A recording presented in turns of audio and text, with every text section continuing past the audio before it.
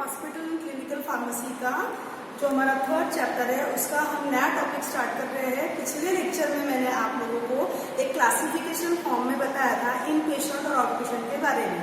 आज हम इन पेशेंट के अंदर में जो 4 हेडिंग्स थी, individual prescription system, complete flow stock system, combination of 1 and 2 and fourth one is unit dose dispensing system, इसको मैंने स्टार्ट किया है।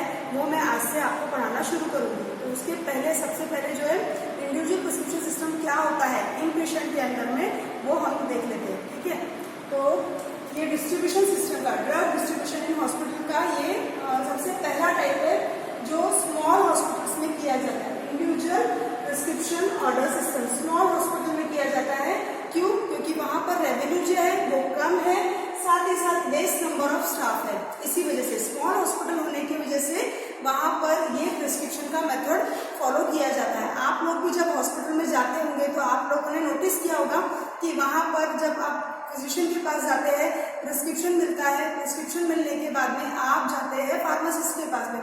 डायरेक्ट प्रोसीजर है वहां पर, और कोई बीच में ऐसा स्टाफ नहीं है जो आपको इसलिए ड्रग या मेडिसिन की डिस्पेंसिंग करने के लिए वहां पर मीडिएटर के रूप में काम करता होगा। ऐसा बिल्कुल नहीं होता। डायरेक्ट फिजिशियन के पास डायग्नोसिस के बाद आपका प्रिस्क्रिप्शन आपके पास और आप फार्मासिस्ट के पास। ये एक सिंपल चेन होती है जो स्मॉल हॉस्पिटल्स में फॉलो की जाती है due to the less revenue, मतलब वहाँ पे लागत कम है, इकोनॉमी वहाँ पे कम है, उनका बजट कम है, इसीलिए लेस रेवेन्यू और रेवेन्यू कम है, इसी वजह से लेस नंबर ऑफ स्टाफ की वजह से वहाँ पर इस तरीके की chain individual prescription order system follow किया जाता है ना। उसके कुछ एडवांटेजेस हैं। नंबर ऑफ मेडिकेशन एरर जो है ना वो कम हो जाएगी। ऑब्वियसली एक प्रिस्क्रिप्शन आ रहा है, एक प्रिस्क्रिप्शन फिलअप किया जा रहा है और पेशेंट को मिल रहा है, तो एरर जो है वो कम हो गई। Similarly good relation of physician, patient and pharmacist, तीनों के बीच की जो रिलेशन है फिजिशियन, पेशेंट और फार्मासिस्ट, इनकी रिलेशन जो है वो मजबूत हो गए। वहां पर ज्यादा क्राउड नहीं है, सिर्फ पेशेंट है, फार्मासिस्ट है और फिजिशियन है, तो इस वजह से तीनों की रिलेशनशिप जो है वो बहुत बढ़िया हो जाती है। एक लिंक और केमिस्ट्री बोलना चाहिए वो बढ़िया हो जाती है, पहचान हो जाती है, विश्वास बढ़ जाता है, और पेशेंट का अगर विश्वास बढ़ गया तो ट्रीटमेंट उसकी आसान हो जाती है। नाउ कंट्रोल ऑन इन्वेंटरी, जाहिर सी बात है छोटा हॉस्पिटल है, सारी चीजें कम आ रही है, कम लोग हैं, तो कंट्रोल जो है इन्वेंट्री के ऊपर। इन्वेंट्री का मतलब मैंने आपको बताया था, जो भी मेडिसिन हमारे हॉस्पिटल के अंदर आ रही है या फार्मेसी के अंदर आ रही है और कितनी मेडिसिन वापस वहाँ पर सेल आउट हो रही है, मेडिसिन का या आइटम्स का आना और कितना सेलिंग हो रहा है, इसको हमने टोटल एक वर्ड दिया है इन्वेंट्री। अगर हम इस तरीके की प्रैक्टिस फॉलो करते हैं तो कंट्रोल ऑन इन्वेंट्री हमारा बहुत अच्छे से हो जाएगा। ठीक है, नेक्स्ट नाउ डिले। यहाँ पर अब इसके हम डिसएडवांटेज पढ़ रहे हैं। डिसएडवांटेज सबसे पहले कॉस्ट ऑफ मेडिकेशन इंक्रीजेस। अब लेस स्टाफ है, फार्मेसी छोटी है, तो वहां पर उसको उसके भी खर्चे निकालना है, तो वो क्या करता है ब्रांडेड प्रोडक्ट से रखेगा, जिस वजह से कॉस्ट जो है वो बढ़ जाएगी। अगर जेनेरिक्स वगैरह रखते हैं तो प्राइस कम होता है, पेशेंट पे लोड कम आता है, लेकिन यहाँ पर कॉस्ट ऑफ मेडिकेशन क्या हो रहा है, इंक्रीज हो रहा है। Now delay in medication, delay भी हो सकता है, एक ही फार्मेसी है और वो प्रिस्क्रिप्शन अगर वहाँ पेशेंट ज्यादा आ गए तो वहाँ पर मेडिसिन मिलने में उसको डिले हो सकता है। तो डिसएडवांटेज में हमने क्या देख लिया, दो देखे हमने, एक तो कॉस्ट बढ़ जाएगी, दूसरा हमने देख लिया डिले हो सकता है। कॉस्ट क्यों बढ़ रही है, फार्मेसिस्ट में ब्रांडेड प्रोडक्ट चलाएंगे वो अपना फायदा बढ़ाने के लिए, और इससे क्या होगा पेशेंट के ऊपर लोड बढ़ता जाएगा। ठीक है, अब कंप्लीट फ्लो स्टॉक सिस्टम, ये जो है सेकंड वाला मेथड है इन पेशेंट के अंदर drug distribution system in hospital में। हम सेकंड देख रहे हैं कंप्लीट फ्लो स्टॉक सिस्टम या स्टॉक। इसमें हम देख लेते हैं कि क्या होता है। सबसे पहले ड्रग्स और मेडिसिन जो है lies on nursing station called as flow stock drug system. ऐसा हॉस्पिटल जहां पर मेडिसिन और ड्रग को नर्सिंग स्टेशन पर रख दिया है, नर्सेस के पास रख दिया है, उसको हम कहेंगे फ्लोर स्टॉक ड्रग्स। ठीक है, जिसको हमने बोला है complete floor stock system of drug distribution in hospital. इसके दो मेन टाइप है, पहला है चार्ज फ्लोर स्टॉक ड्रग और दूसरा मैंने वहां पे लिखा है नॉन चार्ज। वो थर्ड में यहाँ पे देखो इधर दिख रहा है नॉन चार्ज। ठीक है, तो चार्ज से हम मतलब समझने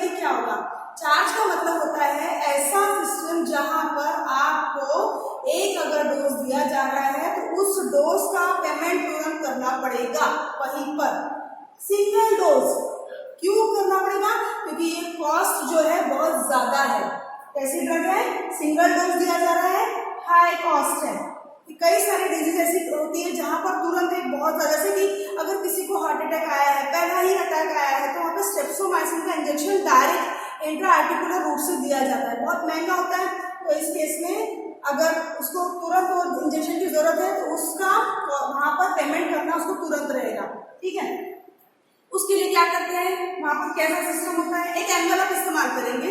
एनवेलप जो रहेगा it act as a charge ticket.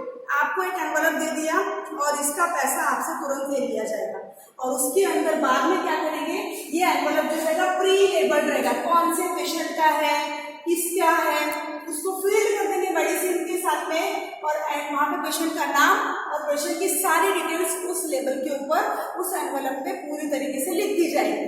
Now after that it is priced eight account section. समझ में आ गया क्या हो रहा है? जो सिंगल डोज है जिसका कॉस्ट बहुत ज्यादा है, ऐसा एक एनवेलप बनाया जाएगा। ये एनवेलप एक्ट करेगा एज अ चार्ज टिकट जैसा काम करेगा। चार्ज टिकट मतलब जिसका चार्ज आप पहले ही पे कर चुके हैं। अगर हम सिनेमा हॉल में जाते हैं, हम कैसे वहां पर पैसा पे करते हैं और हमको टिकट मिल जाता है, बराबर, और उसको टिकट को दिखाकर हम अंदर जा सकते हैं। सेम चीज यहाँ पर होगी, एनवेलप यूज किया जाएगा जिसको चार्ज टिकट बोला जाएगा, और ये चार्ज टिकट जो है प्री लेबल्ड एनवेलप है जिसमें मेडिसिन को फिल कर दिया जाएगा। एंटर, उसमें पेशेंट का नाम लिख दिया जाएगा, बराबर है। किसी पेशेंट का नाम नहीं लिखा तो क्या होगा, कंफ्यूजन हो सकता है कि किसका है, ये कौन से रूम वाले पेशेंट का है। डिटेल्स लिखना बहुत ज्यादा जरूरी है, तो enter patient name and details. After that it is price, उसका फिर पेमेंट किया जाएगा और अकाउंट सेक्शन पे वो भेज दिया जाएगा। समझ में आ गया आपको? उसके बाद है इसके एडवांटेज क्या है। अगर हम चार्ज सिस्टम को फॉलो करते हैं तो क्या होगा, बहुत ही इजीली हमको हमारे मेडिसिन अवेलेबल हो जाएगी। ऑब्वियसली सिंगल डोज की ड्रग है, हाई कॉस्ट है, अगर हम ये मेथड फॉलो करते हैं तो इजीली अवेलेबिलिटी हो गई। सेकंड बोला minimization of return. Single drug था, कॉस्ट ज्यादा था, एक ही ड्रग था, तो वहां पे गड़बड़ होने के चांसेस बहुत कम हो जाते हैं। अगर गड़बड़ होंगी तो ही रिटर्न होगा, इस वजह से मिनिमाइजेशन ऑफ एरर हो गया। वहां पे एरर जो है, सॉरी, मिनिमाइजेशन ऑफ रिटर्न, कोई मेडिसिन या कोई आइटम वापस आएगा, इसका जो है मिनिमाइजेशन वहां पर हो गया। Now decrease in the number of prescription. Single dose के लिए आप वहां पर प्रिस्क्रिप्शन दे रहे हैं, तो इसी वजह से प्रिस्क्रिप्शन के नंबर में भी डिक्रीज आएगी। एकदम से बहुत सारे प्रिस्क्रिप्शन वहां पर एक साथ नहीं आएंगे। और फिर है डिक्रीज, अब प्रिस्क्रिप्शन ही कम आ रहे हैं तो फार्मासिस्ट ज्यादा लगेंगे क्या? नहीं, इसीलिए decrease in the number of pharmacist का नंबर भी वहां पर डिक्रीज हो जाएगा, स्टाफ भी कम हो जाएगा। ना उसके डिसएडवांटेज क्या है वो देख लेते हैं हम। इंक्रीज इन मेडिकेशन एरर, अगर वहां पर नंबर ऑफ एनवेलप एक साथ रखे हुए हैं और किसी पेशेंट का नाम कहीं और लिख गया तो वहां पर क्या होगा, एरर बढ़ने के चांसेस बढ़ गए हैं। Increase in the inventory at nursing station, वहां पर नर्सिंग स्टेशन पर इन्वेंट्री बढ़ जाएगी। बहुत सारे पेशेंट है, बहुत सारे एनवेलप है, वहां पर इन्वेंट्री बढ़ जाएगी। इंक्रीज इन्वेंट्री, और फिर लिखा है इंक्रीज वेस्टेज ऑफ ड्रग, वहां पर वेस्टेज भी हो सकता है। अगर किसी का एनवेलप वहां पर टेयर हो गया, कुछ हो गया, ड्रग बाहर आ गई तो वेस्टेज हो सकता है। Similarly insufficient improper storage of drug. Obviously अगर नर्सिंग स्टेशन पे सारा कुछ हम एक साथ लाके रख देंगे तो ये कैसा होगा, इनसफिशिएंट, बराबर से नहीं होगा, इम्प्रॉपर, प्रॉपर तरीके से स्टोरेज होगा क्या ड्रग का? नहीं। और मेडिसिन को बहुत अच्छी केयर की जरूरत पड़ती है। जब हम कह रहे हैं कि single drug at high cost बोल रहे हैं, तो वो ड्रग कैसी रहेगी, बहुत ज्यादा हाई कॉस्ट है, तो वो ड्रग को हमको प्रॉपर स्टोरेज की जरूरत है, इसीलिए ये डिसएडवांटेज का पॉइंट यहाँ बनता है। उसके बाद में ड्रग डिटोरिएशन इंक्रीज हो जाएगा। अब बहुत सारा वही नर्सिंग स्टेशन पे सब कुछ हमने एक साथ लाके रख दिया है, तो ड्रग डिटोरिएशन होना, ड्रग का वेस्टेज होना, ये दोनों चीज वहाँ पॉसिबिलिटीज जो है वो बढ़ जाएगी। समझ में आ गया? तो डिसएडवांटेज में हमने क्या लिख लिया, मेडिकेशन एरर बहुत ज्यादा बढ़ जाएंगे, इन्वेंट्री जो है नर्सिंग स्टेशन पे बहुत ज्यादा इंक्रीज होगी जो कि अच्छी बात नहीं है, वेस्टेज और डिटोरिएशन बढ़ जाएगा ड्रग्स का, और वहां पर इनसफिशिएंट और इम्प्रॉपर स्टोरेज ऑफ ड्रग भी होने के चांसेस है। ये हमने देखा डिसएडवांटेज ऑफ चार्ज मेथड। ठीक है, अब हम देखने जा रहे हैं नॉन चार्ज। नॉन चार्ज का मतलब है नॉट डायरेक्टली चार्ज। चार्ज लिया जाएगा, नॉन का मतलब नहीं है यहाँ पर। नॉन का मतलब है कि डायरेक्टली उसी समय नहीं लिया जाएगा, but at the time of discharge, जब पेशेंट डिस्चार्ज हो रहा है तब वो बिलिंग में जोड़ दिया जाएगा और टोटल बिल में वो अमाउंट इंक्लूड कर दिया जाएगा, जिसको हम कहते हैं non charge for stock drug system. ठीक है, अब इसमें दो मेथड हम देखने वाले हैं। पहला मेथड है ड्रग बास्केट मेथड और दूसरा मेथड है mobile dispensing method.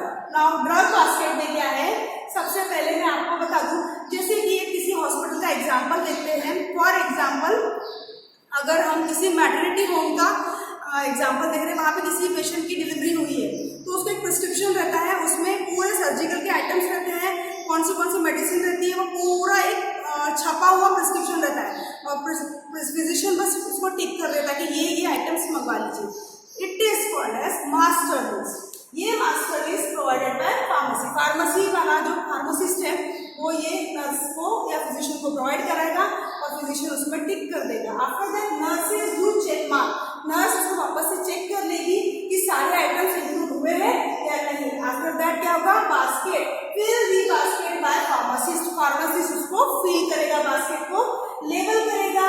Completely filled basket जो है वो आगे सप्लाई की जाएगी to the nursing station and distribution done by nurses और messenger services. Drug basket method में बहुत इजी है। फार्मासिस्ट फिजिशियन को एक मास्टर लिस्ट प्रोवाइड करने वाला है।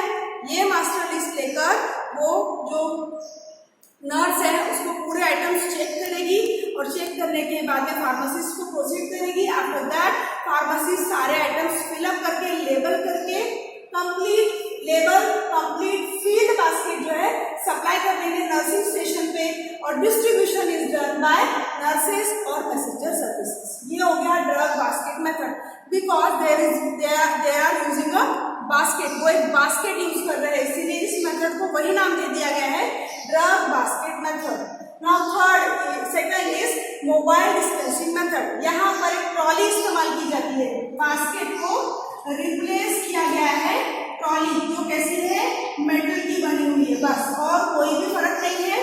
अब यहाँ पर सिर्फ ध्यान देने वाली बात यह है कि 2 कॉपी ऑफ रिक्वेस्टेशन स्लिप, जो प्रिस्क्रिप्शन है उसकी 2 कॉपी बनती है, एक नर्सिंग स्टेशन पे रहती है और एक फार्मासिस्ट पे जाएगी।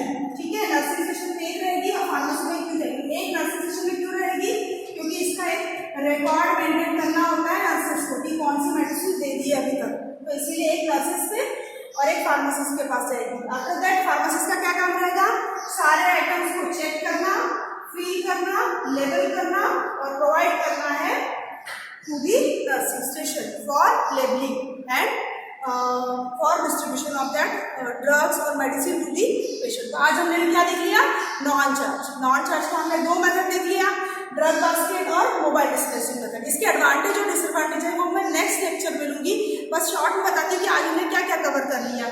तो हमने आज देखा इंडिविजुअल प्रिस्क्रिप्शन ऑर्डर सिस्टम, जिसमें हमने देखा एडवांटेज, उसके डिसएडवांटेज, और हमने फिर देखा यहाँ पर हमने देखा चार्ज सिस्टम। कंप्लीट कोर्स में हमने क्या देखे, 2 method, charge and non charge. और चार्ज के बाद हमने